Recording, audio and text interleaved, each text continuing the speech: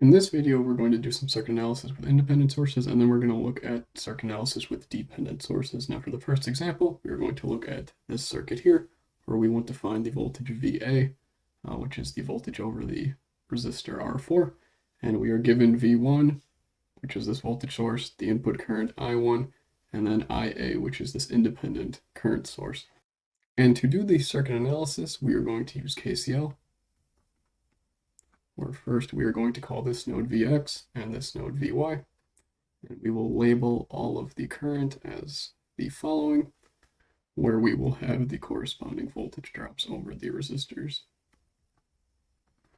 Now, for the node Vx, we can say that we have I1 going in, and that will be equal to the current going out, which is IR2 plus IR3.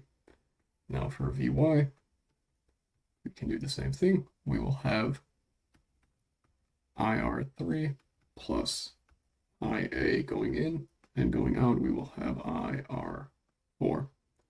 Now what we can do, we can say that IR2 is equal to Vx over R2, and IR4 is equal to Vy over R4. And then we can say that IR3 is equal to Vx minus Vy over R3. And now we can plug all of these currents into these original two equations for Vx and Vy. So for Vx, we would have I1 is equal to Vx over R2 plus Vx minus Vy over R3. And then for the node Vy, we would have Vx minus Vy over R3 plus IA, that's going to be equal to Vy over R4. Now from this top equation, we can simplify this a little bit and say that I1 is equal to Vx times 1 over R2 plus 1 over R3, and then minus Vy over R3. Now we can simplify this a little bit more and say that Vx is equal to I1 plus Vy over R3, and then that will be over 1 over R2 plus 1 over R3. So now we have solved for Vx, and what we can do, we can plug Vx into this equation right here, because it consists of Vx and Vy, which are the two unknowns, and then we would be able to solve for Vy. Notice that Vy is the voltage over resistor 4, which is also equal to Va, which is what we were trying to find.